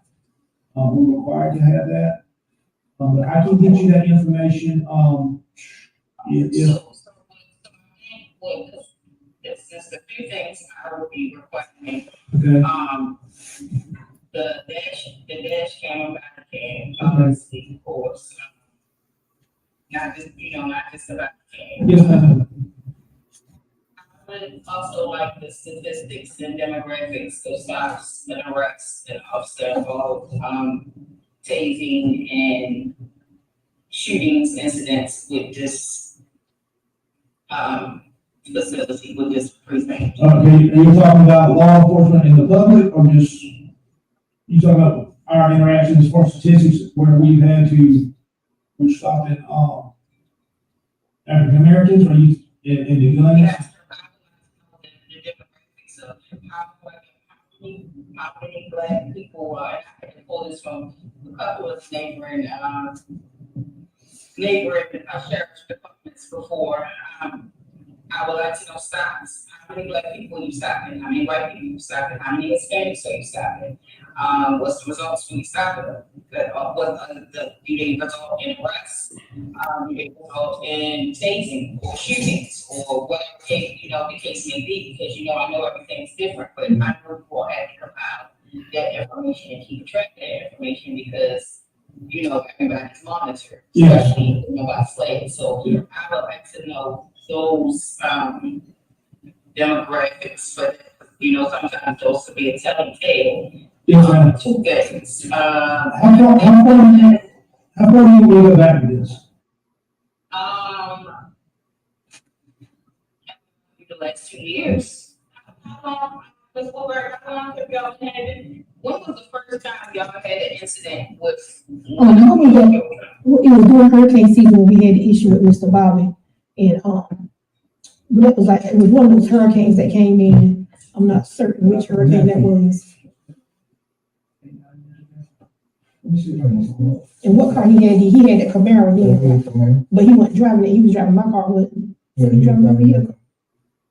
And that situation was, Mr. Williams was, it was during hurricane season and it had barricades up, but some other cars was in front of him making some turns, and he just basically followed the other cars that was in front of him. At that time, he was Jeffrey Hammer. So basically, Mr. Bobby had pulled him. I guess he was like the last car, and he said when he walked up to him, he just started screaming Jeffrey Hammer. Same address. Yeah. And I'm trying to recall, but I know he said that he was tired of I'm tired of y'all people or something like that, similar to that. But he had got he was real upset. So it's just like he was so rude. And my son, yeah, what it was, like I said, my son was like, I guess he was like the last car almost. And I don't know why Jaden called me. He was like the last car, and he said when he pulled him, and he said he basically, when he walked up to him, he just started screaming at him and just being very rude. And he told him that the other cars was already turned that way, so that's why he turned that way. He didn't know that he wasn't supposed to because all the other cars was doing it. And I think he said he was just tired. I'm just tired of y'all people or something like that. So we can't really remember, but it was to that nature.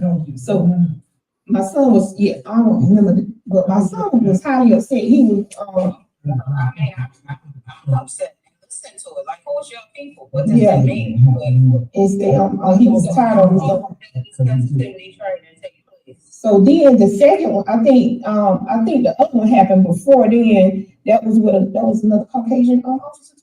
That was what you said. And my son had rims on his car at that time, and he said they had a lot of potholes up there next to the funeral home McGill. I think he said he was trying to dodge the pothole, and when the officer stopped him, he was very rude and disrespectful then too. Like it was like way out the way. So my son at that time, he tried to call my husband. Like I said, we both worked in law enforcement. I'm no longer there, and we're very well known in this town. So when my son was trying to tell me who he was, he said he didn't care who his daddy was. Then he said he told me he didn't care who his daddy was. I heard him. He said, "Oh yeah." Well, my husband was on the phone, and that's what. Then we jumped in the car and came up here and we talked to the supervisor on duty. See, my thing is, if you all are enforcement and just imagine with the other kids. Exactly. That's what we're saying. And that's why we get them demographics, because the demographics, the numbers and things don't lie. And they will tell and tale of things that's going on. Are y'all just pulling over more black kids? Are these, like what are we doing in this training? Because training is good, but if nobody's absorbing and applying what they're receiving in the training, then it's a big waste of time. And if there's no repercussions or reprimands for not following what it is that they're being taught and getting paid to do, again, all this is pointless. Yes. I believe in full transparency. I do not believe in. So we heard the most important part that we wanted. Correct. That's what I was about to say, because we got about 10 more minutes now. I want to make sure I heard this correctly. he was saying it could have been a lot of trouble. He said if something would have happened, your son would have had a seizure, anything would have happened, he'd have been in a lot of trouble for that, for putting handcuffs on him. And then he even said that he should have been able to know that something was wrong with this young man when he made contact with him. When and he started talking. He also said that he even could tell that he didn't pose any threat to him. And then he said something about the hazing. Did I hear it correctly that he was already handcuffed when he threatened to haze him if he go to running, or if it was before he handcuffed him? I think that probably was before he handcuffed him. Okay, you sure? He was telling him to stop. Yeah, he wasn't sure. He was saying he wasn't sure if that was before or after he was in the handcuffs. That's what he was saying on that thing. But we think according to their son, he said that was before. Didn't he say like that was before they put him? Yeah, he was pulling up, I guess, or whatever, and he was telling him that if he basically, our son told us that he said, if you run, I would tase you. And then Flower says, Chief Flower says something about what he couldn't do about that hazing before, right? You know, like it's something. You just can't shoot off with hazing before you do Yeah. You just can't. Yeah. He said it's illegal. It's illegal. Yeah. See, that's what I'm saying. That's what he had said to and Flowers. Chief Flowers was right there, and I heard him say that on the tape now. Yeah. Well, so now we definitely see that it is a problem. Yes. And it's not like the way they put it on television. Yes. Right? Yes. Like play it down. Something yes, sir. did happen and something did transfer. And because of that's going to be an effect on your child the rest of his life. Yes, it is. No matter what happens, that is something, because even down to the fact when I hear I was someplace and I didn't even know how Samantha Jackson even looked. You know, I didn't know how she looked, you know, really, because she never came face to face to me. But I know Samantha Jackson. Now that's a name I would never forget. And I was somewhere and she walked in. I didn't even know it was her. And they said, "Oh, this is Samantha Jackson." And you know, she had her hands and she was walking around like she the big girl. You know, I'm the one that's here to make something happen. You know, but when I looked at her, all I could do is say, now, I may not know who she is, but she definitely know who I was when she walked in that building. Mm-hmm. And it's just something that they can walk around with their job and continue to do what they was doing prior to this, just because they can do it, because there's no repercussions, you know, it's no consequences from their decisions. And the one thing that people fail to realize, we can change the consequences, and we can't change the consequences, we can change the decisions that we make. And change consequent decisions by doing things right. But if you are never punished for something, you'll never change. And I don't care where that officer go at. I don't care where how long more Samantha Jackson works for Marion Sheriff Department, but she's going to do it again. He's going to do it again. That's just facts. That's nature. That's just like when they arrest someone and they selling drugs. When they come out of prison, they can't find a job, they're going to go right back to selling drugs. So if you never get punished for something, and the law enforcement is the ones we supposed to be able to depend on. And when we can't trust the people that's supposed to be working to protect us, who can we trust? Mm-hmm. Who can we trust? Because of this color of our skin, that's a problem. Because we don't have as much as somebody else have, it's a problem. But we have a life too. And then when things like this happen, it scars us for life. The marks will never get off of me. Them marks will never get off your son. And how many other innocent young black men, or white men, white women, or black women that's going through this here now? Mm-hmm. You know, so what would you first? I asked your guest first, Ms. Williams. Am I correct, Ms. Williams? What would you like to say before we end this this interview that you would like to say to the people that's listening either by live or through the podcast? And then after her, then Miss Woodbury, I would like for you to speak for you and your family on what you would like to leave with the people that's listening tonight. Because like you said, and it's so true, it may not have happened to your family today, but as long as these people are still on law enforcement and working, it's going to happen to somebody's kid. And they may not have the ability or the guts to fight for it. And I'm just sitting here thinking that if it wasn't for your son never being in trouble, if that was any other black child that ever been to jail for burglary, that child would have been wearing the blame of attempted burglary to that place that don't have anything in it, to the old action depot, to the train depot. And community action used to be there. And there's nothing in there. So a child would have been making time. And what really blows my mind, the other suspect, they never call his name. They never say they looked for him. They even after this incident happened with your son, that means no other officers or anybody ever even went after to find out who it was actually attempted to break into that place. Mm-hmm. Okay, so Ms. Williams, you can go first, and then after you, then Sister Erica. Thank you. I would like to say that we must support each other. We must stand up to this injustice and similar injustices. It is people, plenty people, not just the Woodburys, but they need justice. Their son needs justice. You need justice for the situation that happened to you. I know other people that's been falsely arrested in Marion County, in Dillon County, in South Carolina, period. And we see that it's happening all over. This is not something that just started, but when are we as a people? And when I say as a people, I don't just mean black people. I mean human, decent people. If you are human beings and you got a decent bone in your body and love in your heart to any type of empathy and compassion for another human being, and you could see this is not right.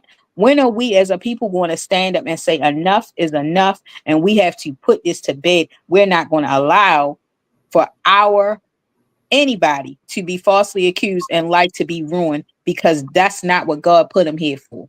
They deserve better than that, and we as a people must fight for everybody to have equal justice all across the board.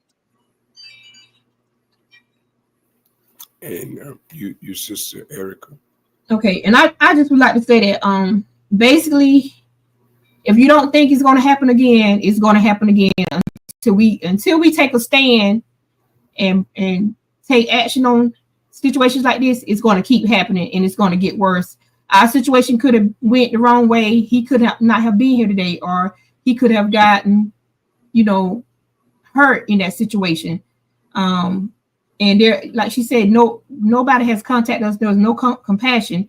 You got these officials running the city of Marion, but they don't care about us. They don't care about us.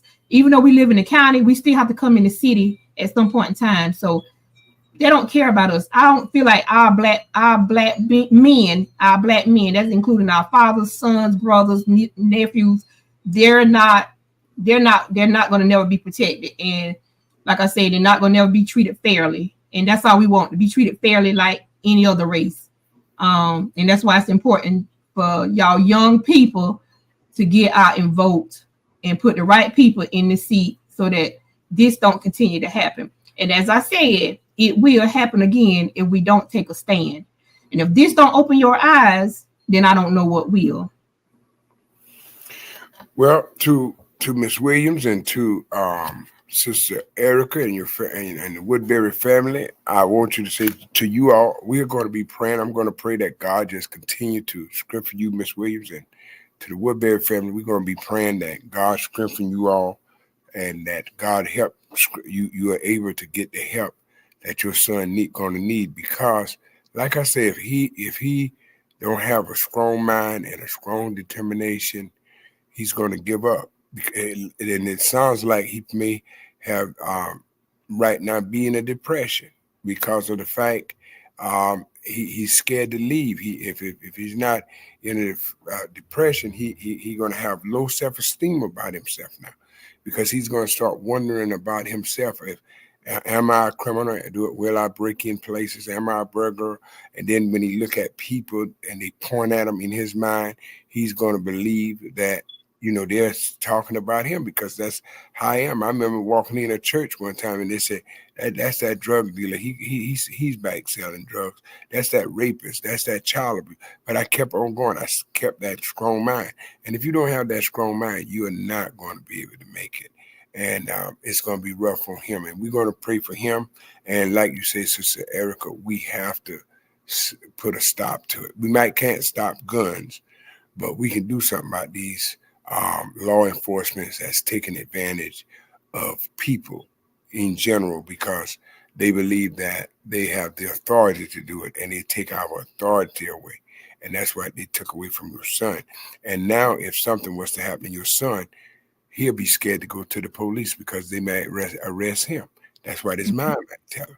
And see, these are the effect that it's not when something happened, but it's the after effects of things that cause the most damage to a person. They have to live after this incident. And I'm going to say a prayer, and we are going to let you go. And I want to thank you, Miss Williams, for spending time with us today. And if it's any time that I can do anything to help either one of y'all please let me know. I love my little podcast. Like I said, I was listed as autistic, but I fight and I do different things to keep my mind right, to keep me going, to keep me doing. And I hope that someone that's been listening, either through the podcast or through our Facebook Live out there in social media, I hope this can give you the encouragement for you to go on. And if you've been falsely arrested or something been done to you, let's talk about it on Tell All. And I want to once again thank you all again. We're going to end with this prayer. Most Heavenly Father, Master and Creator, Waymaker and Problem Fixer, God, I just want to say thank you, God, for these women having the courage that they have. God, I ask you to put a hedge around their families right now, God. Give them a mind, and give Miss Williams that mind to keep on helping people that's been unjust. And God, the Woodbury family, God, keep their minds, keep them with one accord. And God, that son, God, I still believe you can regulate that mind. God, them will be a signs and wonders. And God, right now, God, give him that courage to start back walking like he used to walk, God. God, I know it's going to take time, but God, he will never outlive it. But God, he can always live better than what people say he is. And God, I know you're going to do it for him right now. I know you're going to turn this situation around. God, don't give him a 360, but God, give us a 180 so we can walk in a different direction. And God, continue to give him the courage, continue to give these women the courage. Put a hedge not around just the Woodbury children, but God, put a hedge around all of our children as they prepare to go to work tomorrow, to prepare to go to college classes tomorrow, prepare to go to school tomorrow. God, prepare to even go to daycare. Wherever they're at, God, put that hedge around them. Don't let nothing, no hurt, harm, or danger come upon them. And God, I want to say thank you. And God, to the ones that's out there in our social media land, God. God, I pray I'm not asking you to go any place, because you are already every place.